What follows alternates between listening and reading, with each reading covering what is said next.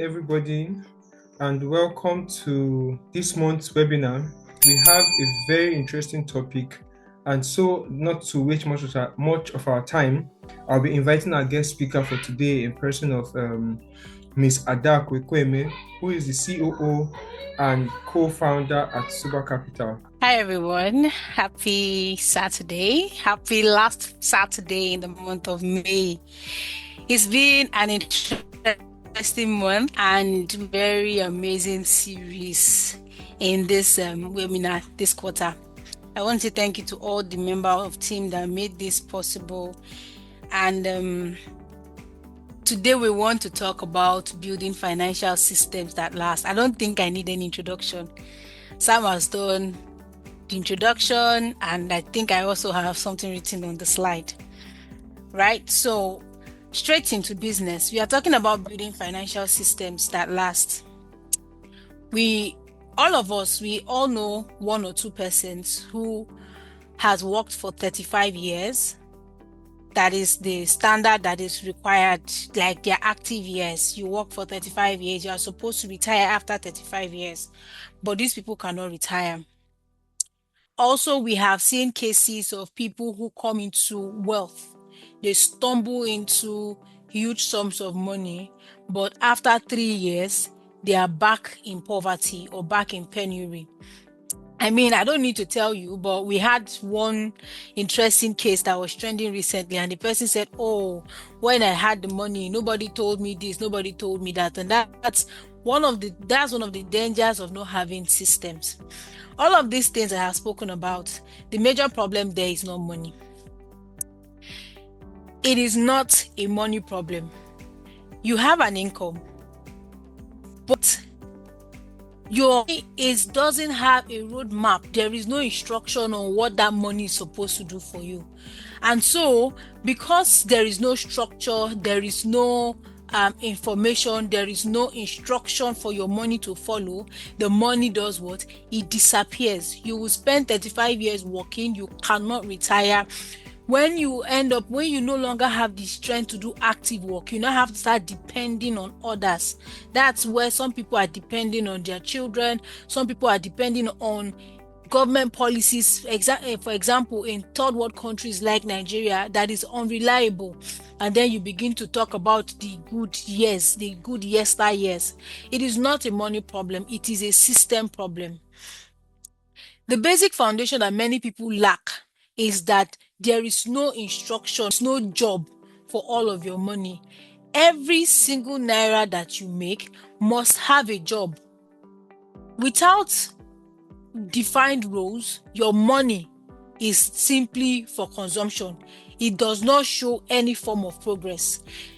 I mentioned two scenarios when we're about to start, and I talked about the person who worked for 35 years and cannot retire, the person who came into huge sums of money, and in less than 3 years, they are back to penury, they are back to begging, they are back to depending on others for survival. And that is because their monies were not given a job.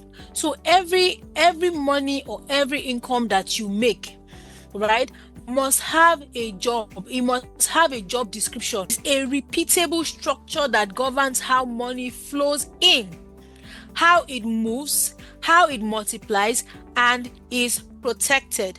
On the right-hand side of the flowchart, I have a flowchart. On the right-hand side of my slide, I have a flowchart that is telling you, giving you a flow, a direction of how your money is supposed to go in a financial system.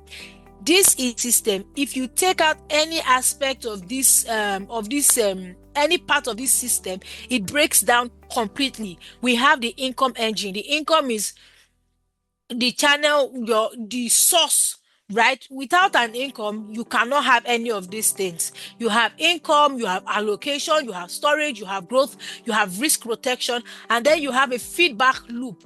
This is what makes it a system. All of it together, right, makes a system for your money to last beyond today, beyond the day you receive the earning, beyond the day you receive your salary.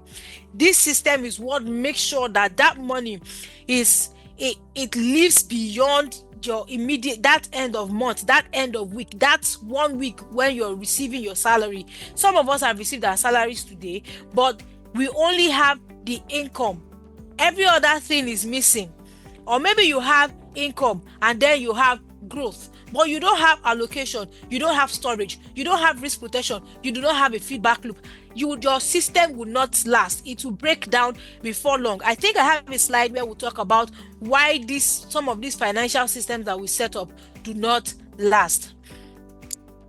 Now, I'll talk in depth on that flow chart that I have just talked about. First and foremost, like I said, the entry point is your income. You must have a source of income to even begin to dream about building a sustainable financial system. Without having an income, every other thing is a pipe dream. If you are still depending on the Egbon Adugo or your bros to give you the money that you are spending on a daily basis, then you are not, this particular session is not for you. You need to go back to all of our previous channels, listen and learn about how to build an income stream. You do need an income stream to even begin to dream or to think or plan your financial stability. Now, the income architecture is understanding all your income sources. What are the source of your income? What is your primary income? What is your secondary income? What are your side gigs? What are your passive income? You need to have an understanding, clear picture of all of these sources of income. This is what will help you in the next pillar. The second pillar is the allocation. This is you before the money comes in. Because you already understand all the sources of income that you have, you are able to plan and make allocations for all of your monies. So you do not plan the money when the money has come. It is pre-decided, not post-decided. Your allocation must be made before the income comes. So you have a clear picture of where the money will go, because every time you make your allocation after the income has come, there is the tendency of consuming everything before you remember that you need to have a growth engine, before you remember that you need to keep liquidity. You must have allocation. How am I going to spend this money? What are the categories that I need to spend this money? We will talk about that and how we build the system. The next pillar that we are looking at is the liquidity and buffer.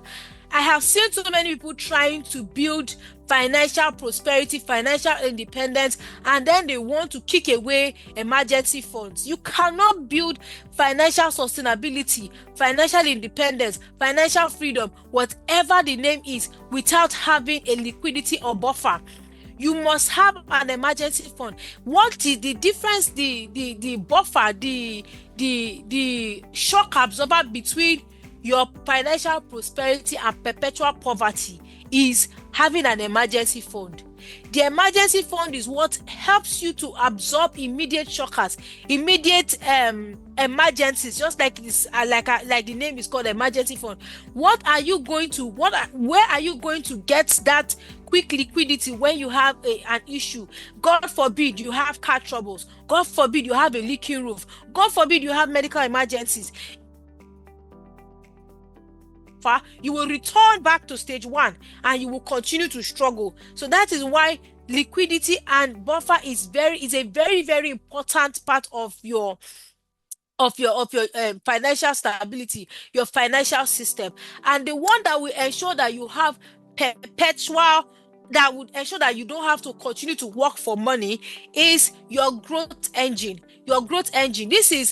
This can only be, like I said, if you take out any of these pillars, the whole system falls flat on its face. You will continue to struggle. So the growth engine is that amount that is set aside from your allocation.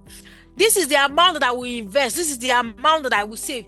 The money that you put towards your business or you put towards investment is the money that we use for growth engine. That is the money that will work and it will yield interest, and the interest will work. That money will continue to work, and that is where the secret source of this whole financial system comes in: compounding. Compounding only works in your favor when it has had a lot of time to work. But what is going to make you have that much time for your money to work is if you have a buffer. The buffer is your emergency fund. If you always have to go into your growth engine and pick 5,000, pick 10,000, pick 100,000, pick 1 million, your growth engine will not grow as fast as it's supposed to be. And at the time where you are supposed to sit back and relax and begin to enjoy the fruits of all of these systems, you will be gathering, you'll be picking limes instead of oranges. Then the last pillar is the feedback loop, right? It is one thing to make plans. It is also another thing to follow through and ensure that these plans that you have made is achieving the purpose for which you have set it to. Take, for instance, somebody that says that by the end of the year, I want to have saved 1 million naira. But at the end of the month, you don't go back to see, have I saved 10,000 this month?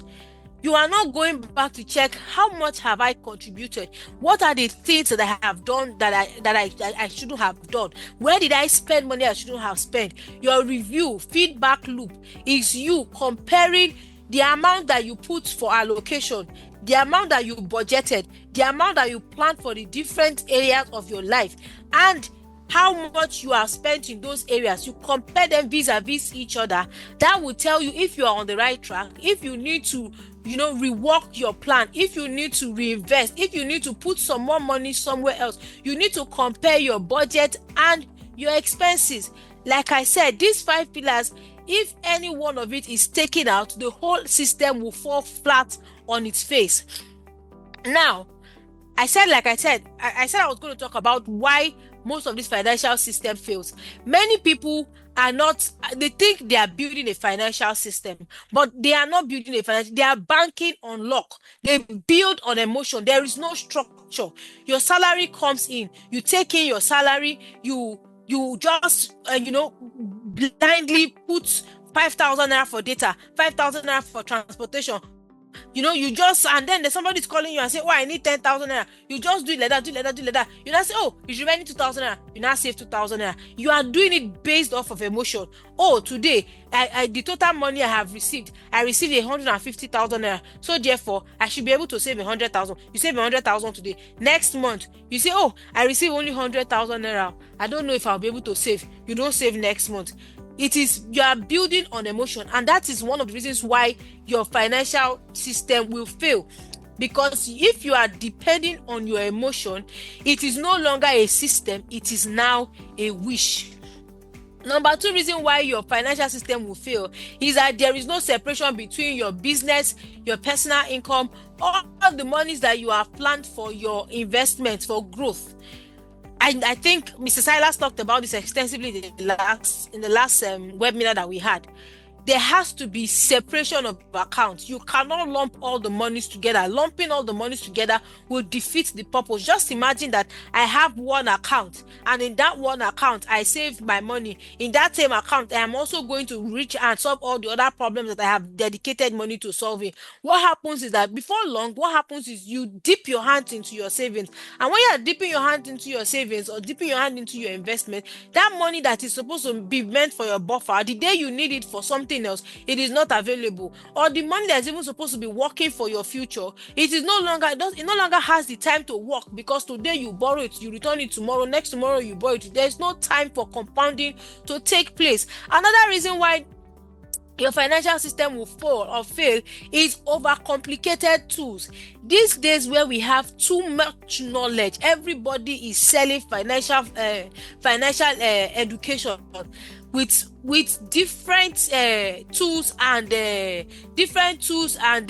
gimmicks on how to confuse which of it. Once you have not sat down to deeply understand what you intend to achieve, today you are buying this tool, next tomorrow you are buying that tool, and then you become confused. Fatigue will set in, and then you say, all die na die, and there is no need for me to even be stressing myself. Jesus will soon come, so therefore I shouldn't even really be wasting my money. I shouldn't even be saving my money, or the Antichrist will spend the money. You become fatigued, you become tired, because you have the time that you are supposed to use to do the work. You are using it to figure out too many complicated tools, and then it affects your consistency. The number 4 is that you don't have automation. I think in the section before the last, I talked about this extensively. I said you must do everything within your power to ensure that you have at least one of your financial systems automated. So if it is just your savings and investment that you can automate, go to the bank, give a standing instruction, automate your transfers, put in your cards, and so that the money is automatically, it takes away you having to depend on your willpower to do these things. You need to automate and enforce some of these things. Also, your feedback mechanism. If you need to get into a pair, you need to have a colleague that will remind you, have you reviewed your expenses this week? Have you reviewed your expenses this month? Have you compared your budget and your expense? You need to get somebody that will help you with that keeps you accountable. If you don't have any of these things done, your systems will fail. And like I said, if you have one of these pillar taken out, you pull out one of the plugs, one of the parts, the system will fall flat on its face. Now, we want to talk about building a system that sticks. We are talking about building a financial system that lasts. It is beyond today. It is beyond your today earnings. It is beyond the money that you are making today. You have to think about, how can I build a system that will outlive me? We are building a system that even when you are not there, right, it is able to run. The first thing is you want to simplify the process. Like I said in the previous slide, overcomplicated tools. You are using too many things at the same time. Using too many things at the same time is going to only get you fatigued. When you are trying to save, you now automate multiple savings. It's also going to get you fatigued. Rather than planning for all the categories, sit down, ask yourself, what am I looking to achieve? What is the one thing I want to achieve? What is my goal? For some people, they only want to be able to do Dorime in the next 1 year. For some people, they want to be able to pay and, take care of their children and then leave retirement after all their children have left home. For some people, they want to leave an inheritance for their children. What exactly is your goal? Now, after you have identified your goal, the goal is very clear to you. You then want to start with a minimum of 3, maximum of 5 spending categories. 3 to 5. Why? It reduces your confusion that would lead to fatigue. Now, we want to talk about 3 of these categories. You will say your first and foremost is your needs, right? Itemize your needs. The next one you are going to put there, you say, okay, I am going to save. You put it down there. The last one is I am going to invest. You put it down there. Now, when you have these 3 categories, you can then expand it to 5, depending on your goals. For some people, they will want to save, they want to buy a house, they want to buy a car. It depends on your particular goal. The next thing is automate. I'm not going to spend so much time talking about automation because we have treated this extensively in the previous section. Automation. Go to your bank, get a standing instruction, set up auto transfers to your saving account so that you don't have to be spending so much time deciding how much or what percentage is required to be moved. Separate your money identities. This is a subject that we also discussed in depth last month. Have different accounts for different purposes. Different account for different purposes.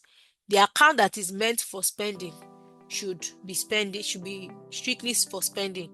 The account that is meant for savings should be strictly for savings. The account that you use for investing should be strictly for investing. The account that is meant for your business, if you run a business here, should be strictly for business. It's going to take some getting used to and some discipline, but these are things that are very easy to do. Now we'll talk about make it visible. There is a saying that the shortest pencil is more useful or has a longer memory than the sharpest memory. Whatever is not written, there is a risk that you either forget it or distortion in the facts will set in. So you need to have a dashboard, spreadsheet, where you have your goals written, your goals are clearly stated, your allocation, the way you want your money to be allocated, is clearly identified, and then you have a clear picture of what you are spending in each category. You also want to be able to compare what you are spending real time. You don't want to be carrying book and biro. It's not a case where you have to be carrying book and biro. You just input this information, and then you are seeing the breakdown in real time. Make it visible. Go there every week, go there every month, review your spendings, review and check that what you have spent it corresponds with what you have allocated. And if, for instance, you find that you have overspent in a particular category, because that can happen, you are a human being, you can then do what? Put stops and checks and balances in place to ensure that you are able to stick to your goals. Now, how does SUBA Capital come into this particular situation that we are talking about? You already have a cash flow because you're already earning an income, but you don't have a system that will govern that money that you are making. We bridge that gap. We provide you disciplined savings plus structured credit access. Now, unlike the regular financial apps where you use your account to buy and sell, we are not doing buy and selling here. On your SUBA Capital app, you are able to build financial discipline, because whatever you put in your account is locked for a certain period, a predetermined period that it is set by you. Don't get me wrong, SUBA Capital does not set the time frame or the tenure. We give you a range of tenures, and then you predetermine your tenure, how long you want to keep your money. When you keep this money, because of the systems that is in place, you are not able to access the money at every whim in time. There is also a system put in place for withdrawals. All of those things is structured for discipline purpose. We are not what's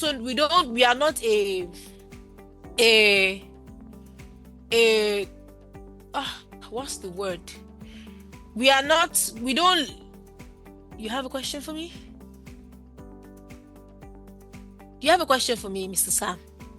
No, it's just a signal to wrap up. Okay, to round up. I'm already wrapping up. Okay, so we are not a quick loan company, so we don't give you loans simply because you want a loan, right? We have a system in place that helps you save, and then when you have achieved a certain milestones, you then unlock the ability to access credits to help you build your business, credit to help you achieve a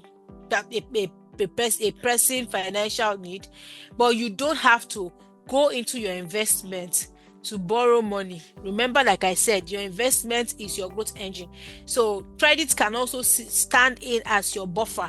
It keeps your investment running, and you are able to solve your particular problem. Now, are you ready to build your system?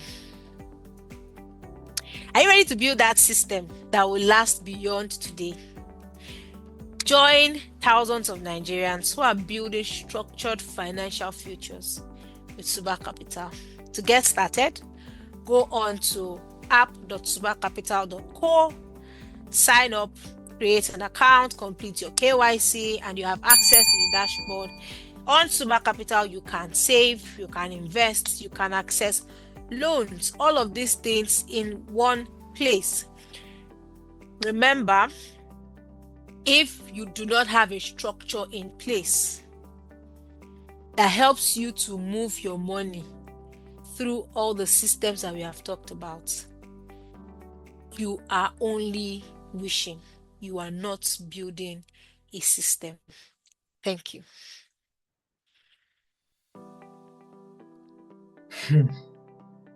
Thank you very much, Ms. Adaku. You have given a truckload of information, and I believe that everyone here has gotten something that they can definitely implement in their own financial journey, and something that can help them to improve their finance. So we are in the next few minutes, we'll be going over to the question and answer round. I'm sorry, if you have a question, I'm ready taking Q&A, because I have plenty of questions I want to ask. So that will be in our next webinar. But if you have any question, please, you could just drop them in the chat, and we'll be in the lookout for it and for our speaker to answer. But I have a question. So now this is my question, right? You said we are trying to build a system that can help, that can outlive us. But one thing that just keep coming to my mind is, this is Nigeria, and Nigeria will always happen. Nigeria will always show us premium shege. In fact, to show us shege banza down below, but join all of them inside one. So how can young professionals, how can small businesses, 9-to-5 workers, how can they mitigate for in cases of inflation? Now we are trying to build a system comparing our expenses. We create a budget, and then when you create a budget, wake up one morning and then fuel is now 2,000 naira. You are going outside, you are going to work. Normal transportation that usually takes you 200 naira, the driver is not telling you 500 naira. But this, if you continue like that, is going to go way above your budget. So the reason why I'm asking this question, because I believe as individuals, we need to be more proactive than reactive. So that's why I'm asking that question. How can individuals mitigate against economic inflation in respect to building a system? Okay, so that is where your buffer comes in, your emergency fund comes in. Okay. Whether we like it or not, inflation is not just happening in Nigeria, it is happening everywhere. So if, for instance, I have planned, for instance, now currently, I think I had my transportation increase, right? I was able to pull the difference, right? Because I have already spent beyond what I have budgeted for transport. But because I have an emergency fund, and that's one of the reasons why your emergency fund must not be tied up in a fintech or in you don't keep your emergency fund in, let's say, fixed income, those kind of instruments that will take you like 3 months before you are able to access it. You keep it somewhere that you are able to access it easily. You are able to convert easily from whatever form it is, and then you are able to use the money. So at most 2 to 3 days before the end of the third day, you have access to more cash to solve your problems. So that's where having an emergency fund comes in. But if you don't have an emergency fund, you are forced to either go and borrow from quick loans, or you now have to be begging for urgent 2K, and then it puts you in the loop where every month you're already indebted before your salary comes.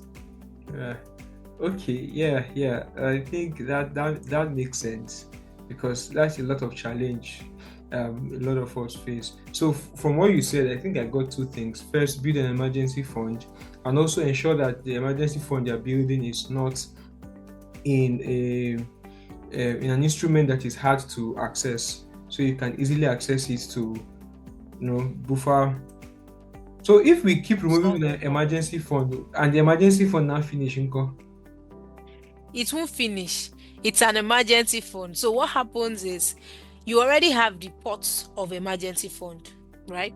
So let's say I already have like 30K in my emergency fund, hypothetically. and next month I see I need extra 10K for my transport. You will now rearrange your priorities from the next month's salary and ensure that you still have a certain portion from the next salary after you have covered the next month's transport, right? It is a continuous system. You don't say because you have reached 3 months ago, you no longer put money in your emergency fund. No, you will continue to top it up. Yeah. So it's a continuous system. You continue to top up your emergency fund. You don't say because I have 3 months worth, and then you now wait till you finish depleting all of that 30K before you continue to put in. So that's why you must have an allocation system in place. Yeah, okay. I think we've all gotten it right. So in a nutshell, the emergency fund, we have to keep building it. Don't just say, oh, I have a 50,000 naira emergency fund, and you just leave it like that.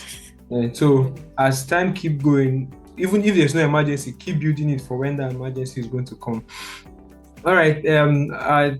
Thank you, Ms. Adaku, for this truckload of information.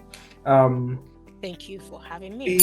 Please, for those of us who are on the call, thank you for coming.